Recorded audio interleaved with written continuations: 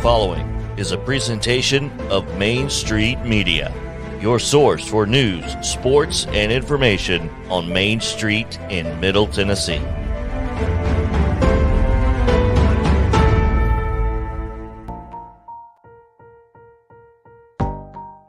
Only a few episodes of the Full Court Press podcast are left this season as basketball season comes to a close. Make sure you are on the lookout for my spring sports podcast dropping in the coming weeks.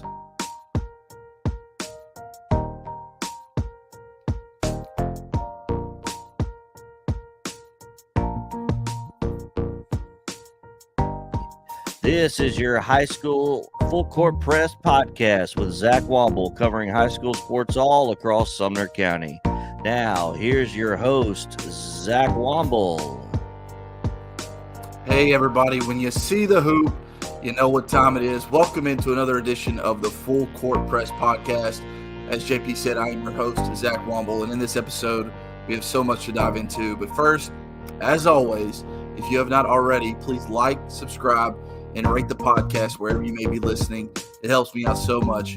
We're nearing 600 all-time downloads, and I could not be more grateful. So thank you to all the fans who tune in and listen each and every week. You can follow me on Twitter at Zach Womble MSP and the show on Twitter at FCP_MSP. Go ahead and turn on those notifications so you never miss an episode. As I mentioned at the start of the show, only a few episodes remaining for the Full Court Press podcast as I get set to transition into spring sports. But before we do that, let's have a little fun and tip things off this week talking about what else? March Madness, baby. You know it. I'm sure you have filled out your bracket just like I have. You've got your Cinderella's picked. You've got your Final Four selected. And, of course, you got your national champion picked at your hopes at winning probably money, whether you're doing it on Yahoo, ESPN, whatever. In fact, we have a Main Street Preps bracket. If you want to jump in and fill out that, head on over to our Twitter account at Main Street Preps, and you can find that on the link below, and you can jump in and battle it out with all the sports editors and sports reporters across the county. See if you know more than we do. You probably do, but like I said, if you want to jump in on that, just head on over to our Twitter account, and you can find that. So, as I mentioned, let's talk about March Madness. It obviously tipped off on Monday. We're recording this show on Tuesday, tipped off last night with the first couple play-in games. Of course, you had Texas Southern versus Texas A&M Corpus Christi, with Texas Southern coming out on top, and then Indiana taking down Wyoming in the games in the second game. The other play-in games will tip off tonight as well, with Wright State versus Bryant and Rutgers versus Notre Dame. So, who do I have moving on? Let's look immediately to the Gonzaga region, which is the West region. This is actually, I think, one of the more difficult regions in the entire bracket. But I do think you pretty much have all chalk leading through it, although I do think Alabama, as the 6th seed, has the biggest opportunity to get upset along the way. I just don't think they're playing great basketball at this time of the year. And, you know, a 6 versus 11, you see 11s win all the time. So I think they probably stand the biggest chance of getting upset. But again, I do think it's all chalk moving forward. And instead of going through all of the games, all the matchups, I'll just give you my Sweet 16, my Elite 8, and my Final Four rep for each bracket. On the Sweet 16 side, I've got the Zags versus Arkansas. A lot of people think Arkansas may not make it, but I am actually a big believer in the Razorbacks. They played great basketball all throughout the season, and I think it continues on through the tournament. So I've got Gonzaga playing Arkansas in the Sweet 16.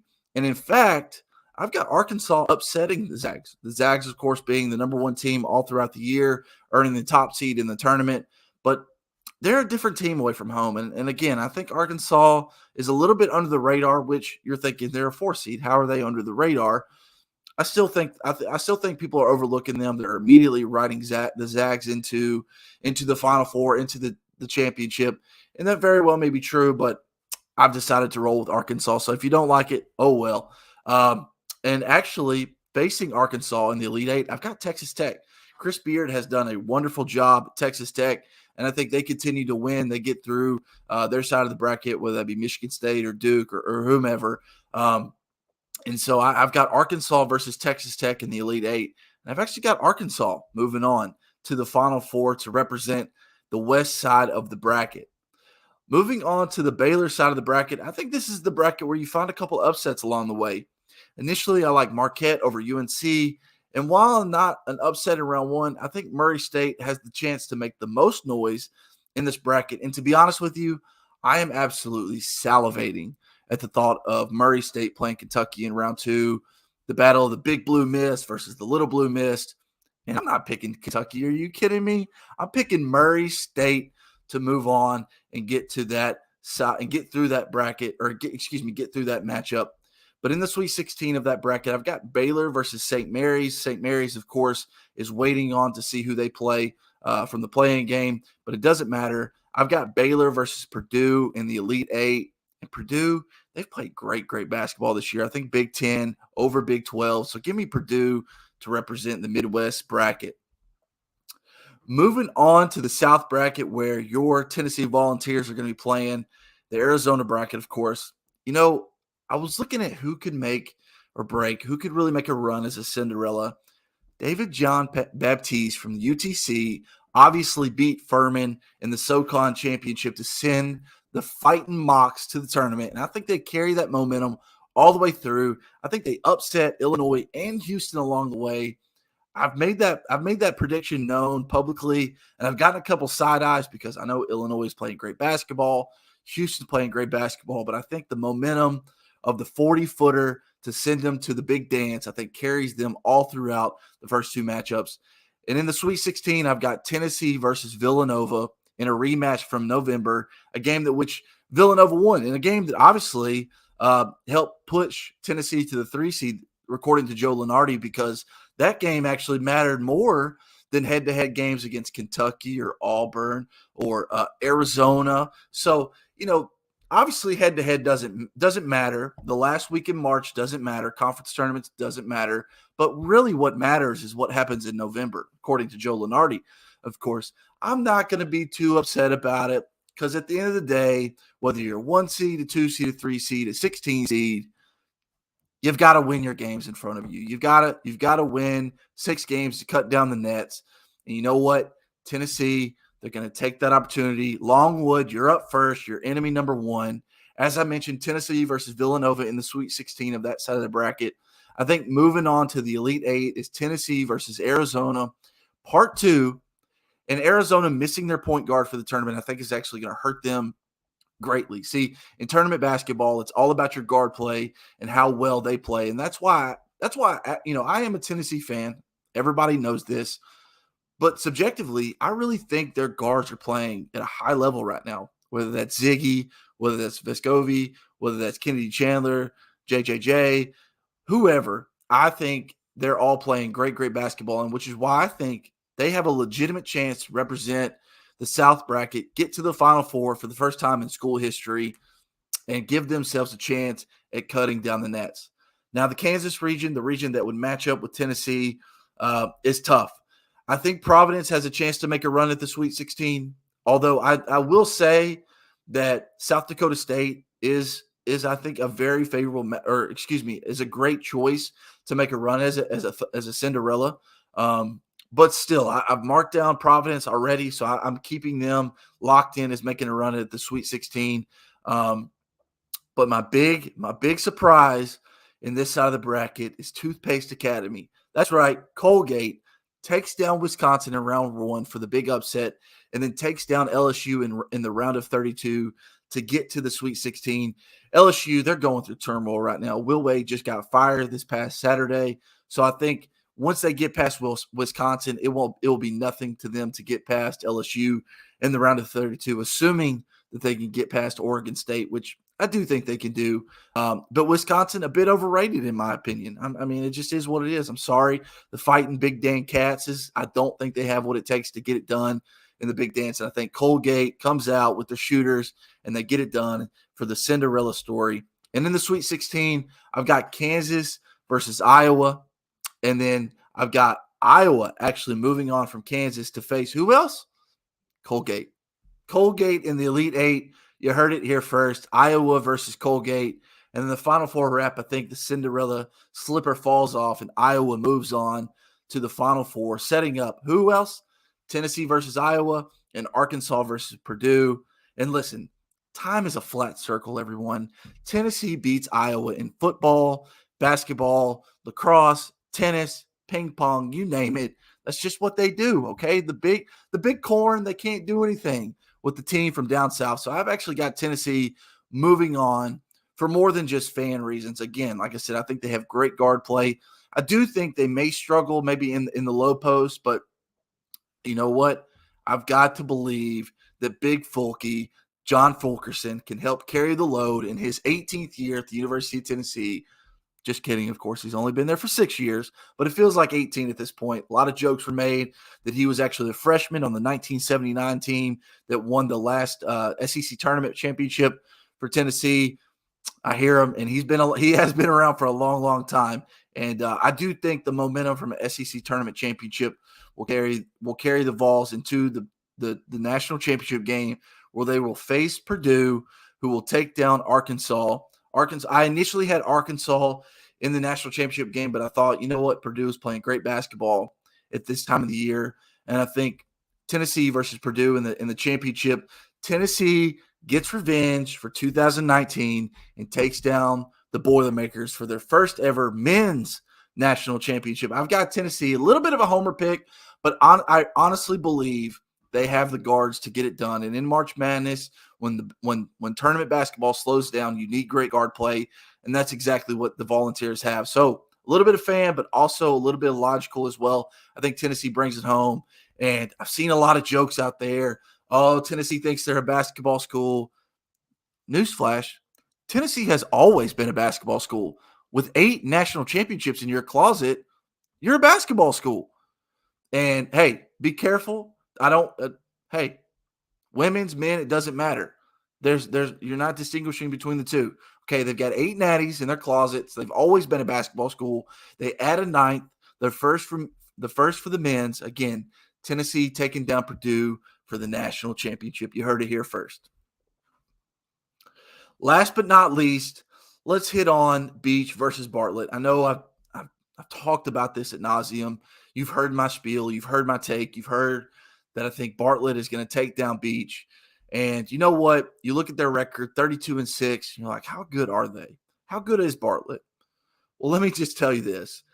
Outside of a 62-58 win over Memphis Overton in the region quarterfinals, they're averaging about 75, 76 points per game, and they look unstoppable. Of their 6 losses, 5 have come to out-of-state teams in big tournaments such as the Kingdom of the Sun in Florida, the Battle in the Bluff in Memphis, to an Arizona team by 20, the Barry Pruitt Hurricane Classic in Arkansas, and the Memphis Hardwood Classic, of course, being in Memphis, losing to a Canada team and a Kansas team.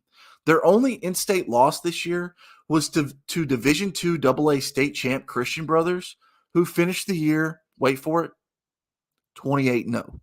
28-0. So no one beat Christian Brothers.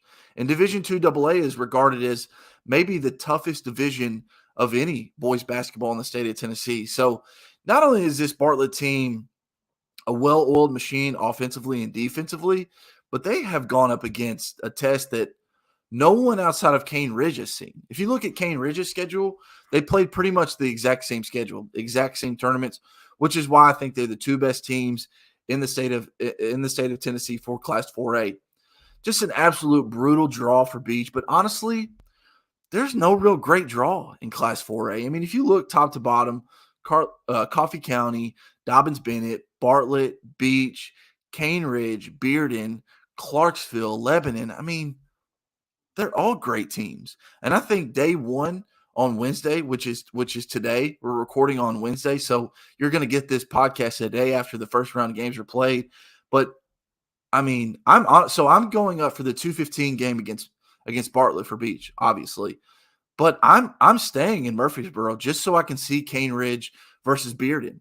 And then I'm staying for the late game so I can see Lebanon versus Clarksville. I mean, listen, Brandon Miller, you're not going to – if you got a chance to see this kid play, and I've only had a chance to see him play one time, and that was his junior year. And I walked away thinking that was the best high school basketball player I'd ever seen, and thinking that if there was no such thing as a one-and-done rule, he would go straight to the NBA. He is that good.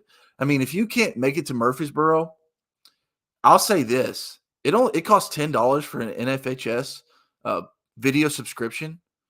he's worth the $10 just to watch it online. I'm not even joking. He is incredible. And as a Tennessee fan, it pains me to know that he's going to Alabama next year and will probably give the Vols fits both times they play.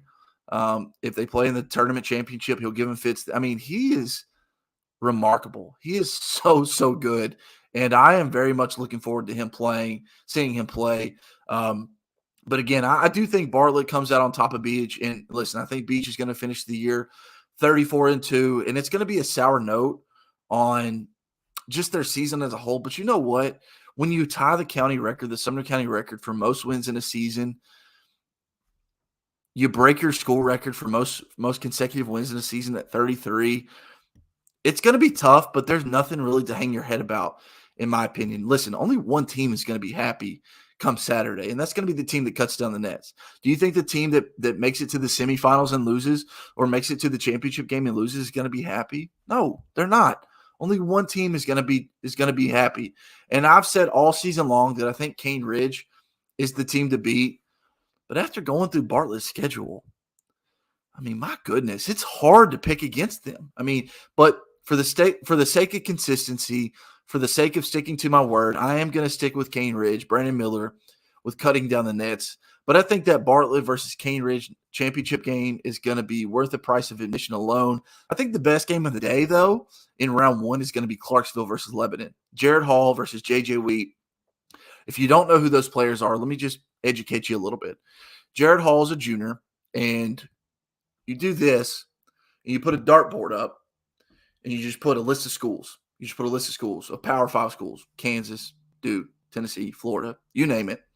You close your eyes, and you throw a dart at it. And wherever it lands, that school wants him. I promise you that. Now, Duke and North Carolina are I think the only two blue bloods, if you will, that haven't offered Jared Hall yet, but I do think it's coming. Again, he's only a junior, but he's spectacular. And sidebar here, is Duke really a blue blood? I mean, outside of the Coach K era, they weren't really anything. So are they a blue blood simply because of Coach K? Maybe, but that may be a conversation for another day. All I'm saying is he's got offers from you name it, and he's going to end up wherever he wants to. And J.J. Wheat, I think I mentioned this maybe last week. He is a little bit of an undersized guard. He's maybe 5'9", 5'10". And so I think that's a reason why a lot of teams are just kind of shying away from him. But if Austin Peay doesn't offer him, they're dumb. I mean, plain and simple, they're dumb.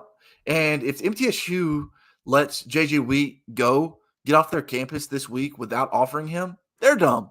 Because he may be 5'10", 5'11" on a good day, but here's what he can do.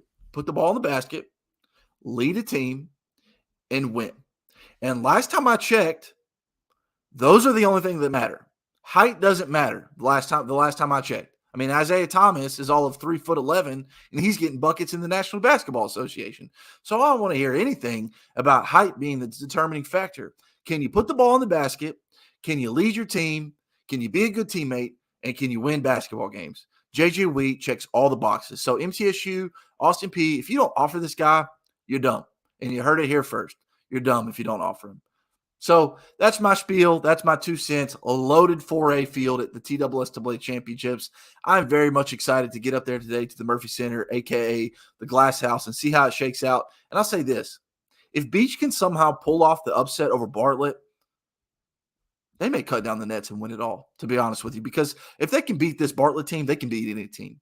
I mean, Bartlett is, like I just mentioned, they're out of their mind goods. And if Beech can win this game, because let's not forget, everybody, Beech at one point in the season was scoring 80, 90 points a game. Now, that has scaled back since the start of the new year, but they are very much capable of putting the ball in the basket, whether that's Eli Rice, whether that's Christian Shaw, whether that's Braden Brinkley, whether that's Andrew Page, or whomever. They can put the ball in the basket. Tyler Moore, don't want to leave him out as well. Great point guard. So if they can get past Bartlett, they can get past anyone. But I do think it's Bartlett moving on to play Cane Ridge for the Class 4A championship. And I think it's Brandon Miller cutting down the nets for the Ravens. So that will do it for this week's episode of the Full Court Press. As a reminder, please like, subscribe, and rate the podcast wherever you may be listening. You, of course, can follow me on Twitter at Zach Womble MSP. the show on Twitter at FCP_MSP. You can view my work online at mainstreetpreps.com.